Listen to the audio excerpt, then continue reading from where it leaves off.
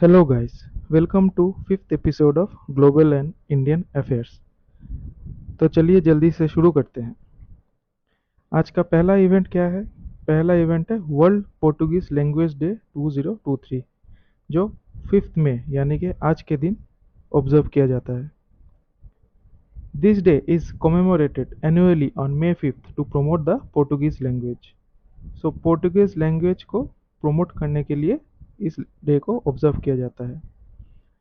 Portuguese is the sixth most frequently spoken language in the planet and is the official language of 9 countries including Portugal and Brazil। So Portuguese language जो है वो sixth most frequently यानी दुनिया भर में सबसे ज़्यादा जो भाषाएं बोली जाती है उनमें से 6 नंबर के पोजीशन में आती है Portuguese language. The inter governmental organisation community of Portuguese speaking countries CPLP इन्होंने डेजिग्नेट किया था मई 5th को as world Portuguese language day in 2009। ठीक है, तो सबसे पहले community of Portuguese speaking countries ने मई 5th को वर्ल्ड पोर्टुगीज लैंग्वेज डे का स्थापना किया था इन 2009। Since 2000, CPLP has maintained an official partnership with UNESCO.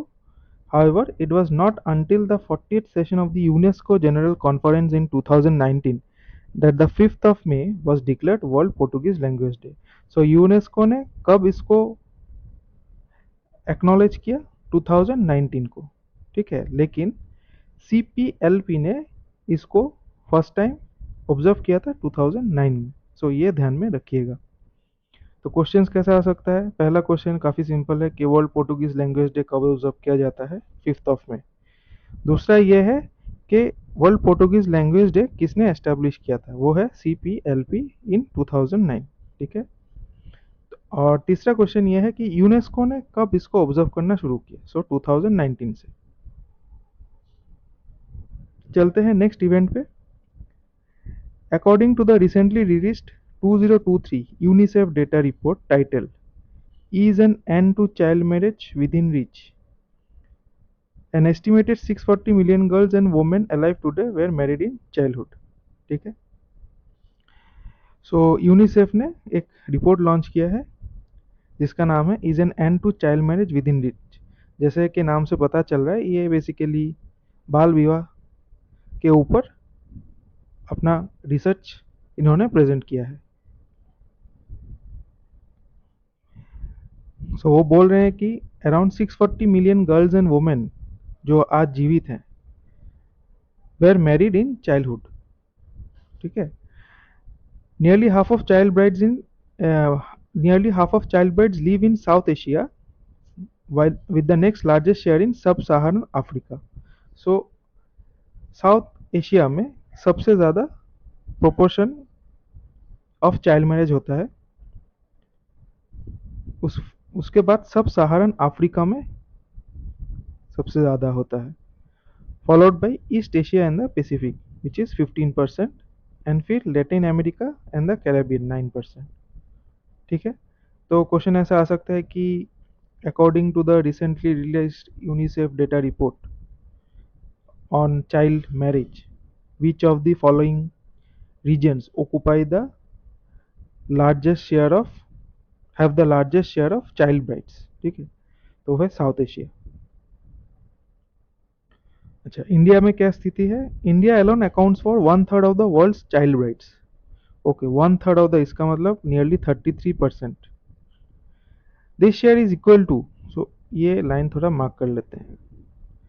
This share is equal to the next 10 countries combined, Bangladesh, China, Indonesia, Nigeria, Brazil, Pakistan, Ethiopia, Mexico, Iran and Egypt. इसका मतलब ये 10 countries जो है, इन 10 countries का जितना कंट्रीब्यूशन है वो एक कंट्री हमारा इंडिया कंट्रीब्यूट कर रहा है, जो कि काफ़ी सोचने वाली बात है कि 21st सेंचुरी में भी अभी भी चाइल्ड मैरिजेस हो रहा है। The remaining 1/3 are spread over world's other 192 countries. इसका मतलब इंडिया में 1/3 है 33%, बाकी ये 10 कंट्रीज जो है, इनमें बाकी 33% है, एंड रिमेनिंग 33 या 34% जो बच जाता है वो है left over 192 countries. Over half of the child marriages are and have been in 5 states, namely Uttar Pradesh, Bihar, West Bengal, Maharashtra, and Madhya Pradesh. Decline in the level of child marriage are not occurring at a fast enough pace to reach the Sustainable Development Goals target of eliminating the practice by 2030. तो UNICEF report ये बोलती है कि हमारा जो sustainable development goals है, जिसको हम बाई 2030 तक अचीव करने का कोशिश कर रहे हैं, उनमें से ये चाइल्ड मैरिज जो है उनको नहीं लगता कि हम अचीव कर पाएंगे। मतलब चाइल्ड मैरिज को घटाने का जो टारगेट है वो अचीव नहीं कर पाएंगे।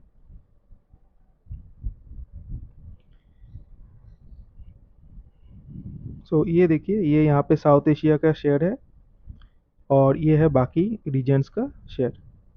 तो साउथ एशिया का सबसे ज़्यादा कंट्रीब्यूशन है in child marriage.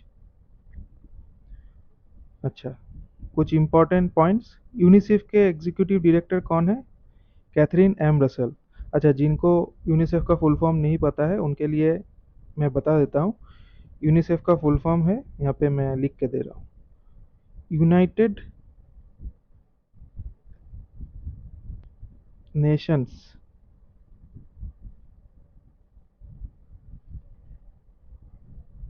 International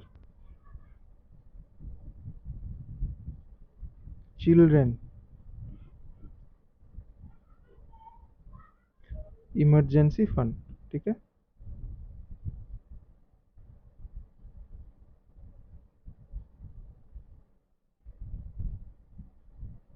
United Nations International Children emergency Fund. Okay, children emergency fund.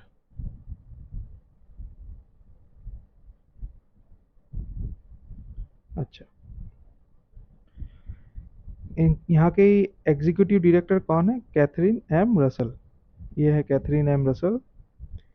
UNICEF का हेडक्वार्टर कहाँ पे है? न्यूयॉर्क। यूनिसेफ एस्टेब्लिश कब हुआ था? 1946। यूनिसेफ का लोगो ये है। आगे बढ़ते हैं। The 32nd edition of the biennial multi-sport event Southeast Asian Games 2023 is taking place from 5th to 17th May 2023 at first time host Cambodia. इसका मतलब साउथ एशियन गेम्स 2023 कैम्बोडिया में for the first time host हो रहा है। और ये जो host होगा 2023 में, वो 32nd addition of the game है। इस इवेंट पे 11 नेशन पार्टिसिपेट कर रही है, बाकी टोटल 581 इवेंट्स है। क्वेश्चन कैसा आ सकता है कि साउथ ईस्ट एशियन गेम्स 2023 कहाँ पे हो रहा है फॉर द फर्स्ट टाइम? यहाँ पे सिंपली कहाँ पे हो रहा है? कैम्बोडिया में हो रहा है। ठीक है, opening ceremony schedule to take place in Phnom Penh. ठीक है, competing nations are Cambodia, Brunei Darussalam, Timor Leste, Indonesia, Laos People's Democratic Republic, अच्छा Lao People's Democratic Republic, Malaysia, Myanmar, Philippines, Singapore, Thailand and Vietnam. अच्छा, इसको छोड़ के दो और events मैं बता देना चाहता हूँ। 12th एशियन पारा गेम्स जो कि कैम्बोडिया में ही हो रहा है, which will take place from 3rd to 9th June. ठीक है, ये ध्यान में रखिएगा कि 12th Asian Para Games will be organised in Cambodia only. ठीक है, 19th edition of the Asian Games 2022 will take place from September to October 2023 in Hangzhou, China। अच्छा, यहाँ पे एक चीज़ नोटिस कीजिएगा, एशियन गेम्स 2022 हम लोग बोल रहे हैं, बेसिकली लास्ट ईयर ऑर्गेनाइज होने का बात था हांगजो चाइना में, बट वहाँ पे कोविड बढ़ने के कारण ये कैंसिल हो गया था। तो इस साल ये कंडक्ट करने का बात है सितंबर से अक्टूबर में। अच्छा, लास्ट फ्यू ईयर्स में एशियन गेम्स के जो भी होस्ट थे उनका मैं यहाँ पे टेबल दे के रखा हूँ। तो जैसे कि आप देख सकते हैं 2022 में चाइना में होने वाला है, सो 2022 का इवेंट जो 2023 में हो रहा है। फिर उसके बाद 2026 हो रहा है जापान एची नागोया में। 2030 का हो रहा है दोहा में इन कतर। और 2034 का होगा रियाद में इन सऊदी अरेबिया। आगे बढ़ते हैं। इंटरनेशनल फायर फाइटर्स डे 2023 ये कब ऑब्जर्व हुआ था? ये हुआ था 4 मई को। ठीक है। It is observed every year on 4 May to honour and pay tribute to the great work done by the fire fighters while protecting the life and property of people. So जो fire fighters हैं उनको honour करने के लिए ये day observe किया जाता है। कब ऑब्जर्व किया जाता है? 4 मई को।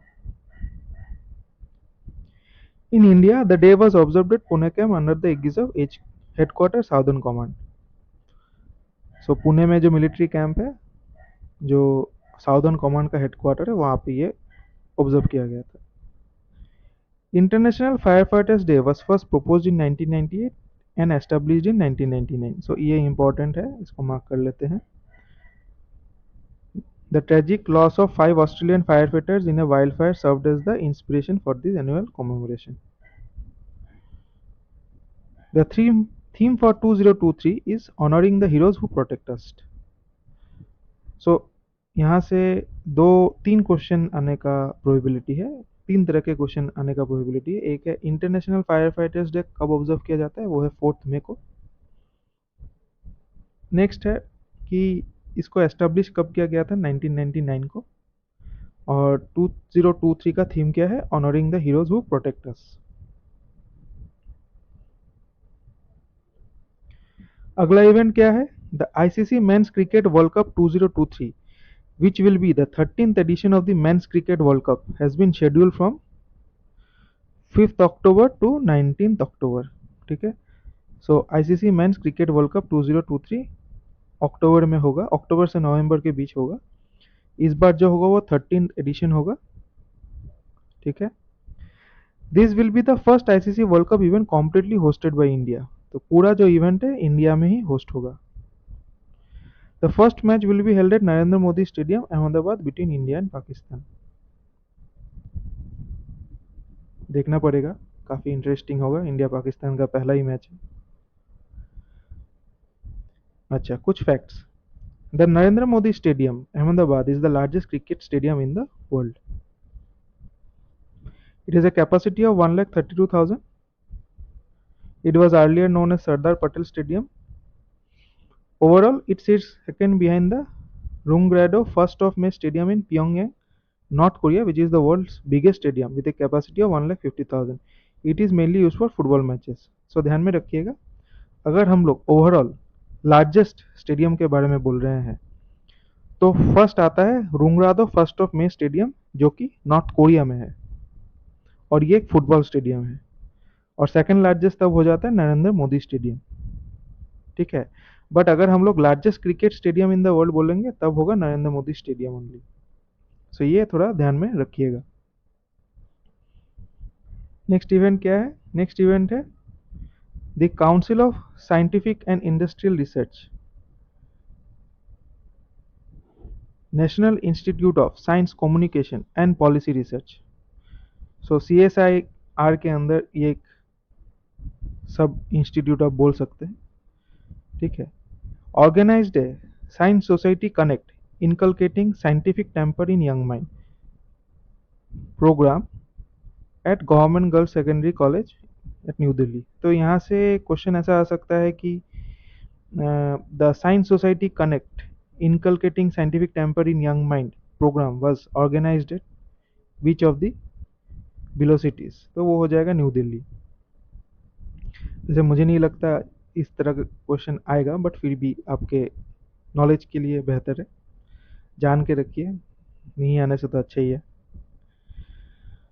The primary objective of this program was to foster a scientific temper among young minds and promote science education। So basically science को लेके बढ़ावा देने के लिए इवेंट ऑर्गेनाइज किया गया था।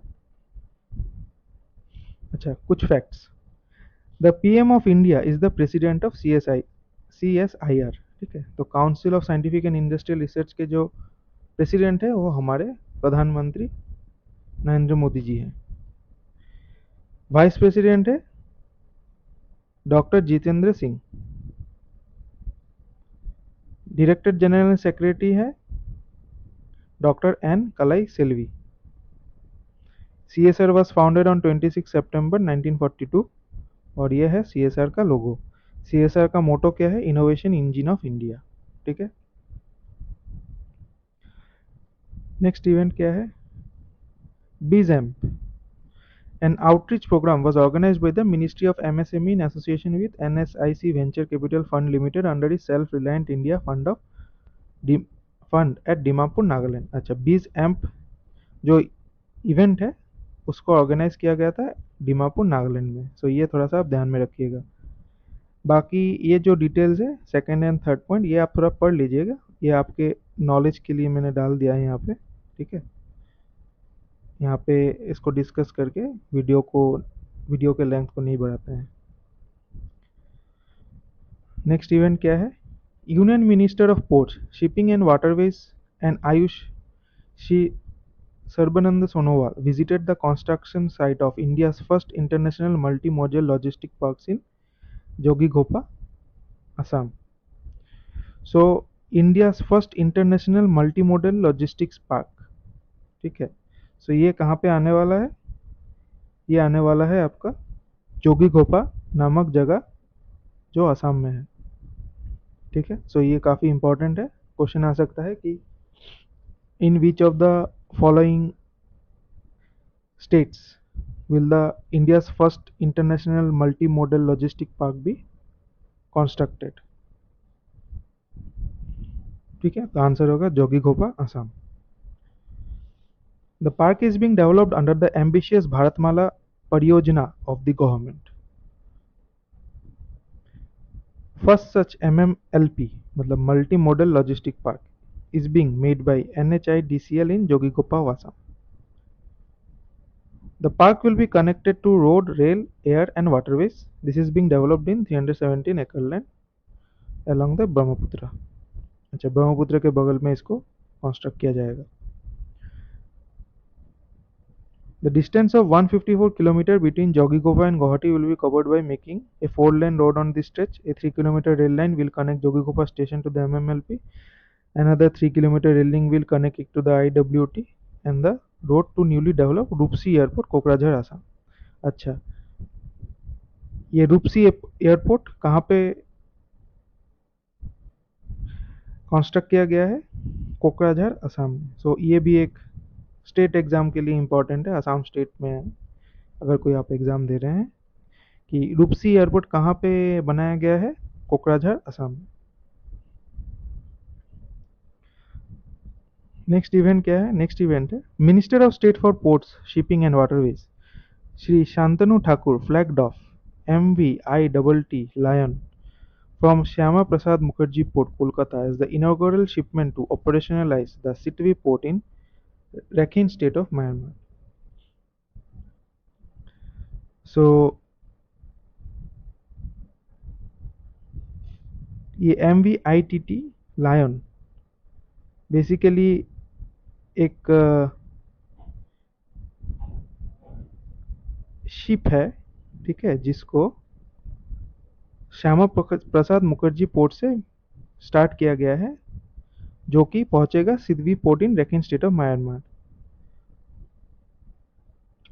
The Sidhvi port has been built under a grant assistance from the Government of India as part of Kaladan Multimodal Transport Project on Kaladan River, connecting the Sidhwe port in Myanmar with the state of Mizoram in India। So ये second line काफ़ी important है, second line को थोड़ा सा mark कर लेते हैं। तो जो सिद्धवी पोर्ट है वो इंडिया में, सिद्धवी पोर्ट इन म्यांमार जो है वो इंडिया में स्टेट ऑफ मिजोरम के साथ कनेक्टिविटी देगा। ठीक है,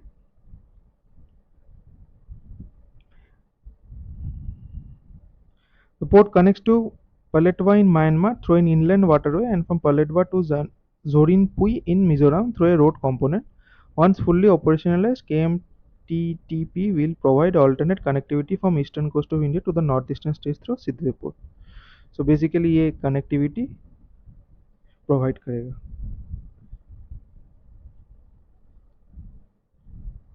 जो कि इंडिया के लिए अच्छा ही होगा। Trade relations with Myanmar improve होगा।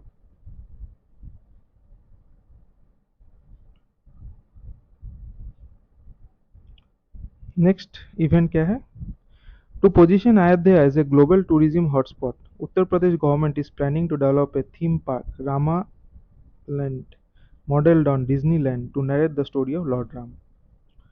अच्छा, सो उत्तर प्रदेश गवर्नमेंट रामा लैंड बनाएगी जो कि एक थीम पार्क है, और उसका डिज़ाइन जो है, डिज़ाइन इंस्पिरेशन लिया जाएगा डिज्नीलैंड से। बाकी आप ये थोड़ा पढ़ लीजिएगा वीडियो को पॉज करके। अगला इवेंट क्या है? अगला इवेंट है National Mission for Clean Ganga, in association with the National Institute of Urban Affairs, organized the River Cities Alliance Global Seminar Partnership for Building International River Sensitive Cities in New Delhi. So ये देख लीजिएगा थोड़ा सा। River cities alliance कहाँ पे organise हुआ था? New Delhi में। ठीक है। नेक्स्ट इवेंट है during his inaugural address on US India partnership forging ahead at American Chamber of Commerce in India at India's 31st Annual General Meeting in New Delhi. Union Minister of Commerce and Industry, Textile, Consumer Affairs, Food and Public Distribution, Shri Piyush Goyal, said that the US-India partnership is defining moment of the 21st century and reiterated that Chale Saath Saath Forward Together We Go motto, underscoring the depth of partnership, and talked about diversifying and deepening India-US trade and investment ties for mutual growth and prosperity. तो basically Piyush Goyal जी ने बोला है कि India US partnership जो है वो काफ़ी important है 21st सेंचुरी के लिए। और ये उन्होंने बोला जो 31st annual general meeting organise किया गया था at American chamber of commerce in India in New Delhi में। ठीक है। बाकी ये दो पॉइंट आप थोड़ा पढ़ लीजिएगा। नेक्स्ट इवेंट क्या है? Union minister of health and family welfare doctor Mansukh Mandaviya reviewed the food street project. Food street project के बारे में आपने कभी सुना ही होगा। अप्रैल में ये प्लान फ्लोट किया गया था to develop 100 healthy and hygienic food street across the country with senior officers of health ministry and food safety and standards authority of India. So काफ़ी इंपॉर्टेंट है। क्वेश्चन ऐसा आ सकता है कि ये जो फूड स्ट्रीट प्रोजेक्ट है वो कितने, उसके अंडर कितना फूड स्ट्रीट्स ओपन किया जाएगा? सो 100 food streets. To operationalize the food streets, National Health Mission of the Ministry of Health and Family Welfare will provide an assistance of rupees 1 crore per food street as a pilot project to support 100 such food streets at different locations across the country. ठीक है। सो ये मैंने यहाँ पे list डाल दिया है। सो ये 36 स्टेट्स और यूनियन टेरिटरीज मिला के 100 फूड स्ट्रीट्स खोला जाएगा। ठीक है। तो आप थोड़ा टेबल पढ़ लीजिएगा। तो बढ़ते हैं नेक्स्ट इवेंट में। नेक्स्ट इवेंट क्या है? नेक्स्ट इवेंट है the chief minister of Andhra Pradesh Shri Jagan Mohan Reddy laid the foundation stone for the development of Bhogapuram international greenfield airport. So question आ सकता है कि भोगापुरम इंटरनेशनल ग्रीनफील्ड एयरपोर्ट कहाँ पे सेटअप हो रहा है? वो है आंध्र प्रदेश में। ठीक है, ये थोड़ा पढ़ लीजिएगा आप। The airport will be developed as a greenfield airport and has estimated project cost of rupees 4592 crores for phase 1. So ये भी काफ़ी important है कि phase 1 में जो cost है वो कितना है for developing the airport. So 4592 crore for phase 1. अच्छा, ग्रीनफील्ड एयरपोर्ट का मतलब क्या है? सो बेसिकली प्रोजेक्ट्स जो है ना दो तरीके के होते हैं। एक होते हैं ग्रीनफील्ड प्रोजेक्ट्स, एक होते हैं ब्राउनफील्ड प्रोजेक्ट्स। ग्रीनफील्ड प्रोजेक्ट जो है उसमें कोई भी कंस्ट्रक्शन जो है एकदम स्क्रैच से होता है, मतलब एकदम अनडेवलप्ड लैंड में एकदम स्टार्ट से सब कुछ होता है कंस्ट्रक्शंस, हाँ एकदम फ्रेश कंस्ट्रक्शन है। और ब्राउनफील्ड प्रोजेक्ट जो होता है वो क्या करता है कि एग्जिस्टिंग इंफ्रास्ट्रक्चर को ही यूज़ करता है।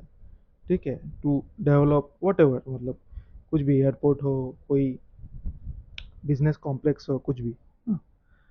अभी ग्रीनफील्ड में डिसएडवांटेज ये होता है कि जो कॉस्टिंग है वो थोड़ा ज़्यादा होता है। ब्राउन फील्ड में एडवांटेज ये है, आपका कॉस्टिंग थोड़ा कम होता है क्योंकि ऑलरेडी बना हुआ रहता है, ठीक है। प्लस टाइम ऑफ कंस्ट्रक्शन भी एक फैक्टर हो जाता है, ग्रीन फील्ड में टाइम ज़्यादा लगता है, ब्राउन फील्ड में टाइम कम लगता है, तो वो भी है। आगे बढ़ते हैं। CM also laid the foundation for 194 crore Tarak Ram Sangaram project and rupees 24 crore Chintaboli fish landing center in Vizianagaram district. ठीक है, ये स्टेट एग्जाम के लिए काफ़ी इंपॉर्टेंट है, जो भी आंध्र प्रदेश स्टेट एग्जाम दे रहे हैं उनके लिए इंपॉर्टेंट है। Bharti Airtel signed a binding agreement to merge its Sri Lankan unit into market leader Dialog Axiata through a stock deal, which will create a stronger number one in the country. So Bharti Airtel का presence है श्रीलंका में and वो अपना जो unit है वो dialogue एक्जियाटा को through stock deal बेच दे रही है, ठीक है। Dialog Axiata Sri Lanka's largest telecommunications provider is a subsidiary of Malaysian Axiata. Okay, so ये बेसिकली मलेशियन एक्जियाटा, मलेशिया में जो एक्जियाटा कंपनी है उसी की टेलीकम्युनिकेशन कंपनी है, उसी की सब्सिडियरी है। बाकी आप ये थर्ड लाइन पढ़ लीजिएगा पॉज करके वीडियो को। नेक्स्ट इवेंट क्या है? Global chess league announced Dubai as the venue for the inaugural edition to take place from June 21st to July 2nd. The world's largest and first franchisee-based chess league will be held in Dubai in association with Dubai sports council, the leagues host partner. ठीक है, तो global chess league कहाँ पे होगा? Dubai में। कब होगा? जून 21 से जुलाई 2 तक। अगला इवेंट क्या है? Union minister for MSME Shri Narayan Rane launch the India health dialogue platform of at Indian council of medical research AIMS new Delhi. So पूछा जा सकता है कि India health platform of India council of medical research कहाँ पे लॉन्च हुआ था? न्यू दिल्ली में। बाकी ये आप पढ़ लीजिएगा सेकंड लाइन। नेक्स्ट इवेंट क्या है? Delhi High Court appointed former Karnataka High Court Judge P. Krishna Bhatt as the administrator of the Basketball Federation of India with immediate effect for conducting elections in the body. Okay, so question ऐसा आ सकता है कि who among the following was recently appointed as an administrator of the BFI to conduct elections in the body? तो answer होगा P. Krishna Bhatt. So ये है P. Krishna Bhatt. BFI president कौन है? K Govindraj. BFI founded in 1950 and BFI का headquarter कहाँ पे? New Delhi में। नेक्स्ट इवेंट क्या है? नेक्स्ट इवेंट है the RBI released a report on currency and finance for the year 2023।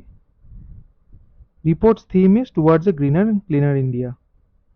सो ये ध्यान में रखिएगा। तो ये जो रिपोर्ट है इसका मैं एक PDF आपको प्रोवाइड कर दूंगा लिंक में, वो पढ़ के आप थोड़ा फर्दर जान सकते हैं कि क्या डेवलपमेंट्स हुआ है। और आगे जो हम लोगों ने वो चाइल्ड मैरिज के ऊपर जो रिपोर्ट पढ़ा था वो रिपोर्ट भी मैं PDF डाल दूंगा, ठीक है, आप पढ़ लीजिएगा।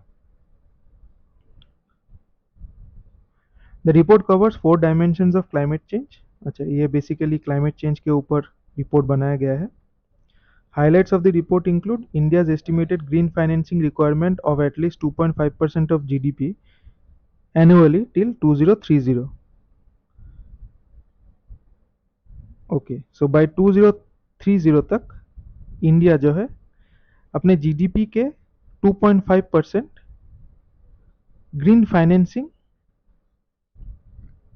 को अप्लाई करेगी, ठीक है।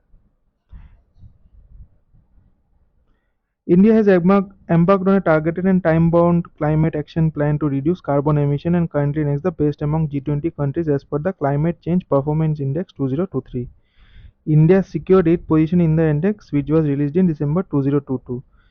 Since no country was strong enough in all the index categories to achieve an overall very high rating, thus the top 3 places 1, 2, 3 are vacant.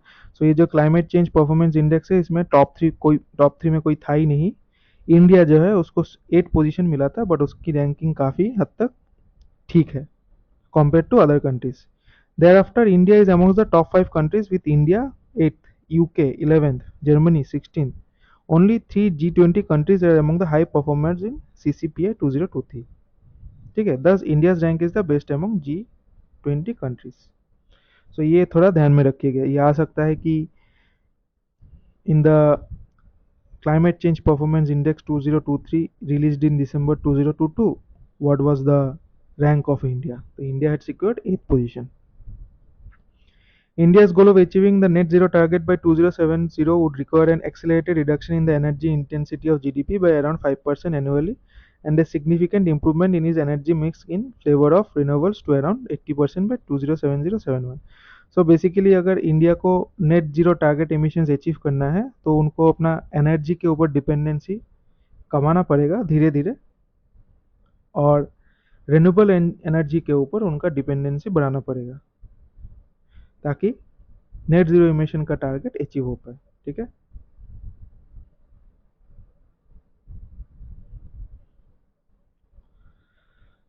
अच्छा, ग्रीन फाइनेंसिंग। सो यहाँ पे जो फर्स्ट पॉइंट में India's estimated green financing requirement हम लोग बात कर रहे थे, तो ग्रीन फाइनेंसिंग का मतलब है एक तरीके का लोन और इन्वेस्टमेंट जो एनवायरनमेंट फ्रेंडली एक्टिविटी को सपोर्ट करती है। ठीक है, तो ये ध्यान में रखिएगा। नेक्स्ट क्या है, नेक्स्ट इवेंट है Brazil's congress is considering a regulatory bill that would shift the burden on to internet companies to report illegal content on their sites.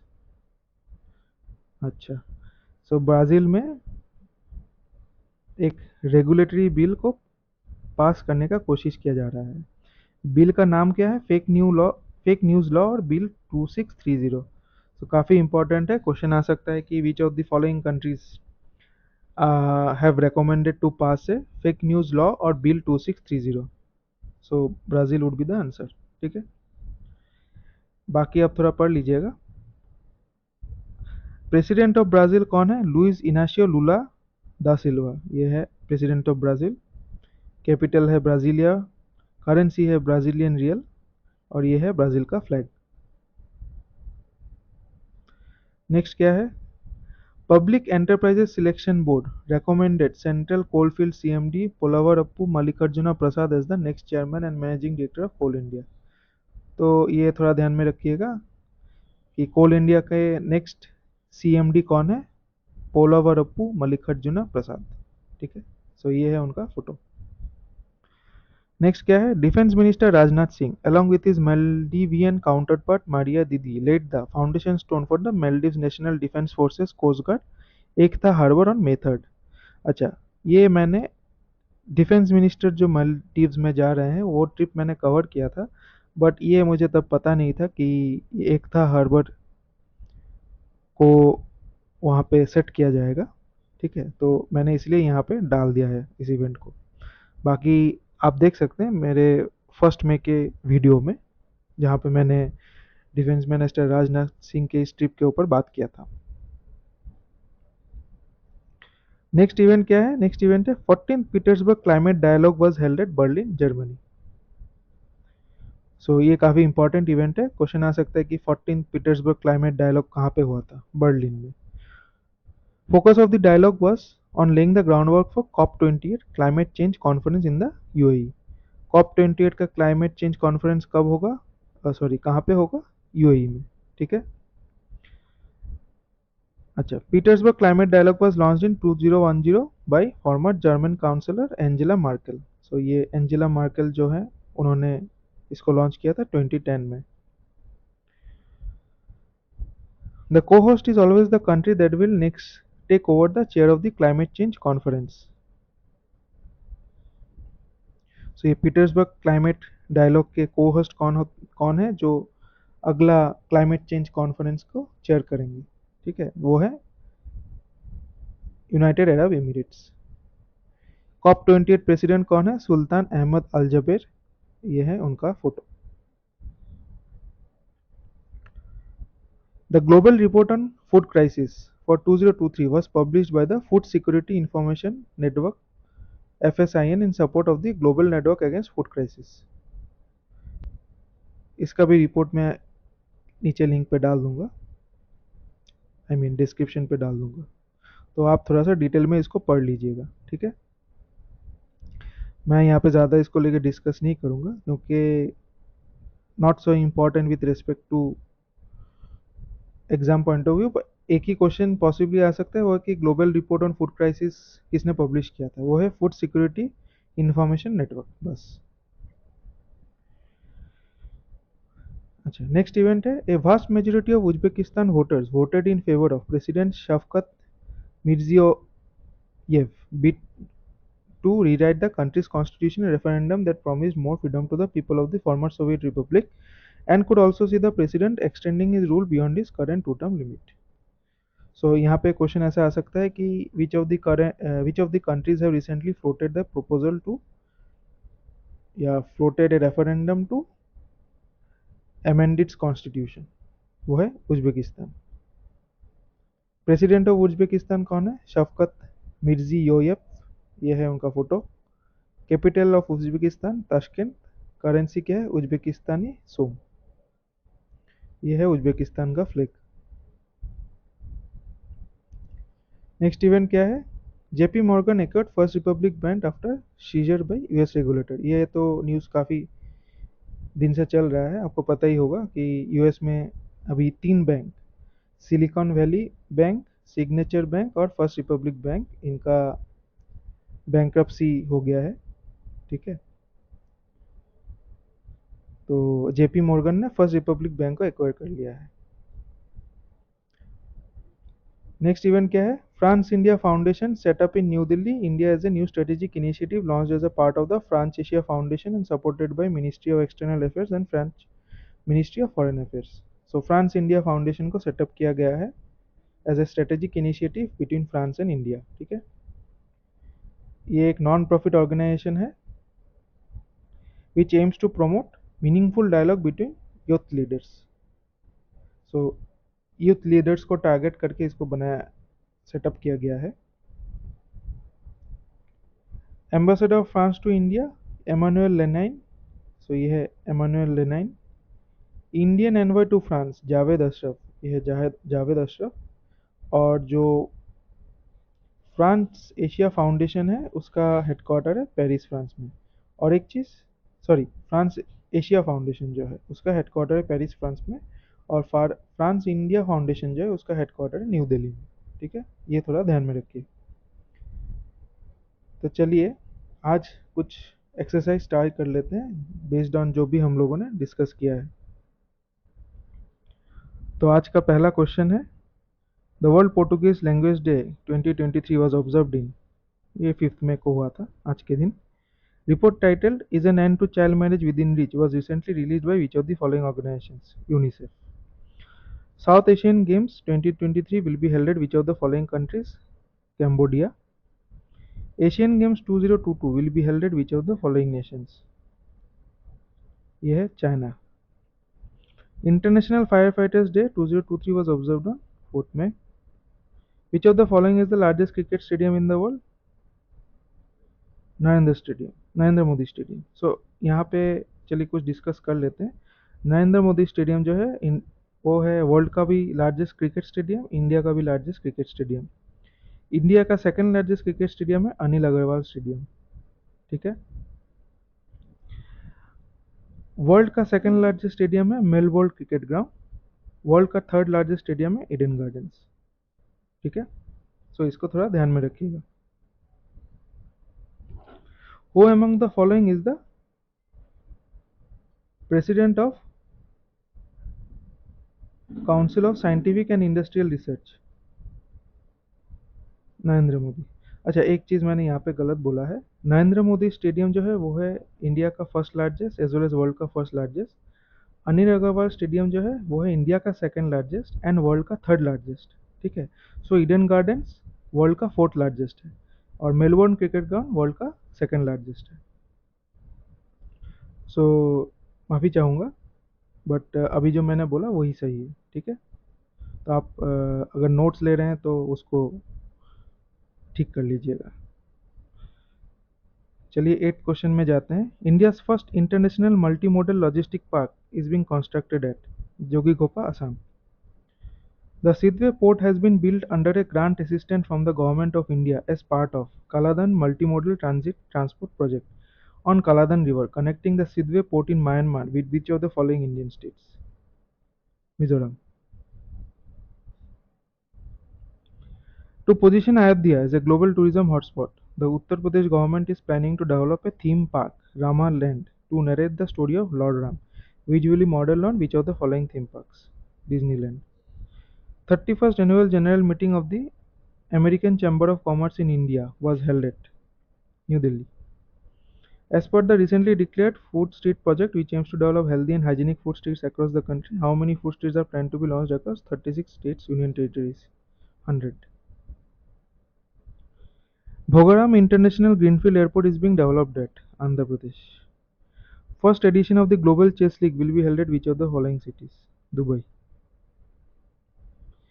Union Minister for MSME Narayan Rane recently launched the India Health Dialogue platform at Indian Council of Medical Research (IMS) at New Delhi. Which of the following countries recently declared its plan to pass the Fake News Law or Bill 2630? Brazil. Foundation stone of Ekta Harbour was recently laid by Defence Minister Rajnath Singh at which of the following countries? Maldives.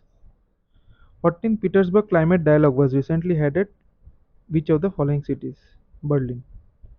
Which of the following countries recently voted in favor of a referendum to change the country's constitution? Uzbekistan. The France India Foundation is set up in India as a new strategic initiative launched as a part of the France Asia Foundation and supported by the Ministry of External Affairs and the French Ministry of Foreign Affairs. It will be headquartered in New Delhi. सो आज के लिए इतना ही। आपको अगर कोई doubts है या आपको लगता है कि कहीं पे मैंने कुछ गलत बोला है तो डेफिनेटली कमेंट्स में बताइएगा मुझे। मिलते हैं अगले एपिसोड में। Good night.